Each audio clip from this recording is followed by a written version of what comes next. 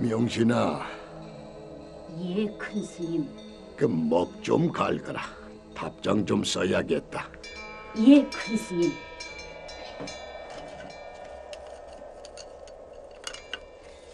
염흥방이라는 이로부터 서신을 받아 읽으시던 나홍 스님은 서신을 다 읽으시더니 명신에게 이런 분부를 내리시는 것이었습니다.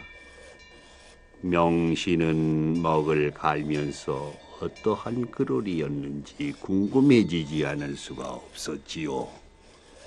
큰 스님, 여쭤봐도 되겠습니까? 어떤 내용의 글이었는지 궁금하다는 말이로구나. 예. 하오나 굳이 밝히실 일이 아니라면 밝히시지 않으셔도 상관없습니다. 비밀이랄 것도 없느니라. 아, 예. 염공은 내가 원나라에서 귀국한 후로 몇 차례 찾아온 적이 있는데 우리 선문에 깊은 관심을 갖고 있는 분이니라. 그러시군요. 이번에도 이곳은 먼 곳이라 직접 찾아오지 못하고 서신을 보내서 참선에 대해 물어왔구나. 예. 왜 다 갈았느냐? 예. 쓰셔도 될 듯하옵니다. 어디?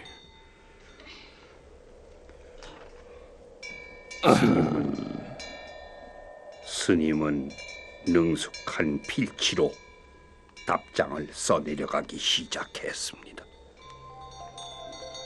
염흥방 영감에게 답합니다. 이 한 가지 큰 일을 구명하려면은 성속과 남녀를 묻지 말고 상중하의 근기도 묻지 말며 또 초참 후학을 묻지 마십시오. 그것은 오직 당자가 결정적인 믿음을 세우고 견고한 뜻을 내는 데 있는 것입니다. 부처님 말씀에 믿음은 능히 지혜의 공덕을 자라게 하고 믿음은 반드시 열애의 자리에 이르게 한다고 하셨습니다. 공은 젊어서 높은 벼슬에 오르고 지금의 임금님을 만나 사무가 매우 번거로운 때인데 또 우리 문중에 대해 확실히 믿고 의심 없이 마음을 닦는 법을 물으시니 어찌 세간이나 출세간에서 제일 큰 역량이 있는 사람이 아니겠습니까?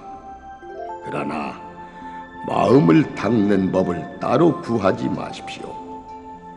내가 광명사에 있을 때 일찍이 공을 위해 말한 그 이 무엇인고라는 화두를 26시간 동안 항상 들되 어디서나 언제나 버리지 마십시오.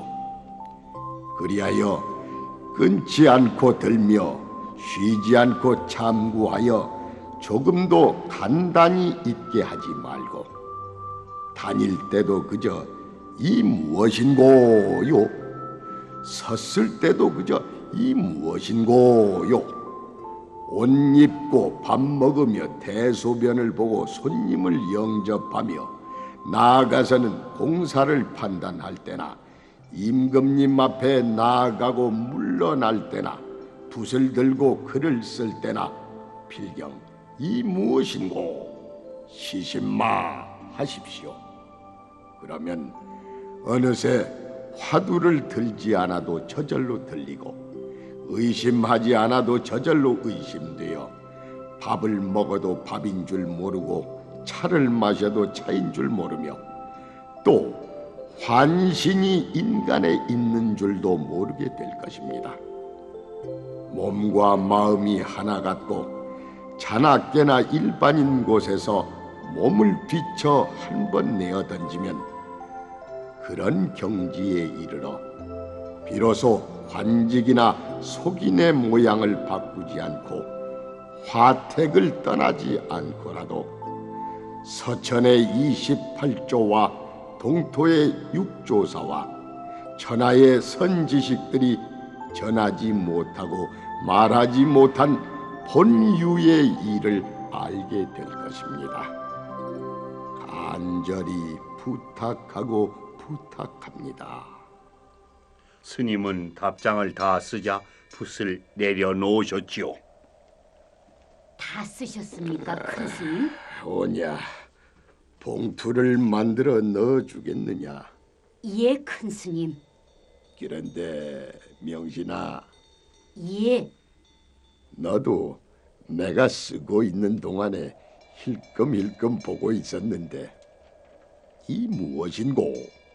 곧 시신마 혹은 이 뭐고 하고 묻는 이 화두에 대해 알고 싶지 않으냐?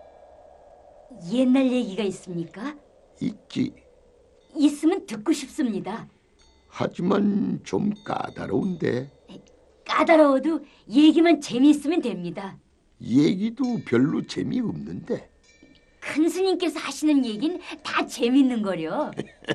무엇이라고? 듣고 싶습니다, 스님. 재미있고 없고는 듣는 이 나름이니라. 내 얘기를 할 테니 들어보거라. 예, 큰 스님.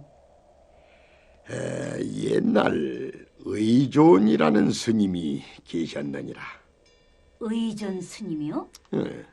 이 의존 스님이 스승인 덕산 스님이 돌아가시자 설봉산의 암자에 머무시니 설봉 스님이라고 부르기도 했지.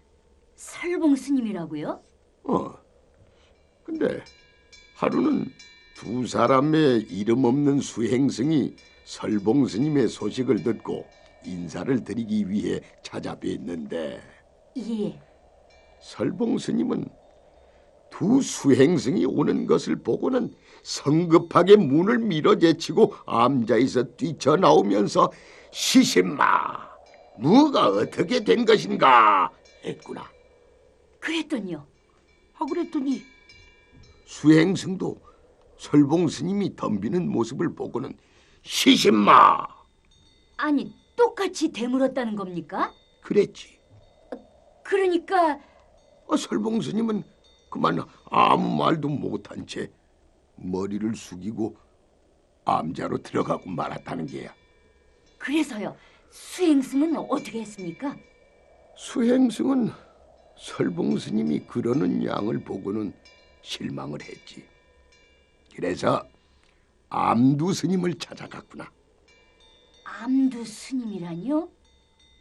암두 스님은 설봉 스님과 함께 덕산 스님 문화에서 공부하던 분으로 선기가 매우 날카로운 분이셨지. 그래서요. 수행승이 암두 스님을 찾아가니까 뭐라고 했나요? 암두 스님은 어디서 오는가 하고 물었지. 그러니까요. 수행승은 자초지종을 얘기한 거야. 그랬더니요. 그랬더니 암두 스님이 탄식하기를, 예. 아깝구나. 애당초 내가 덕산 선원에서 그와 헤어질 때 말 후귀를 일러줄 것을, 그랬더라면 어떠한 사람의 방문을 받아도 당황하지 않고 실로 천하무적의 대인물이 되었을 것을.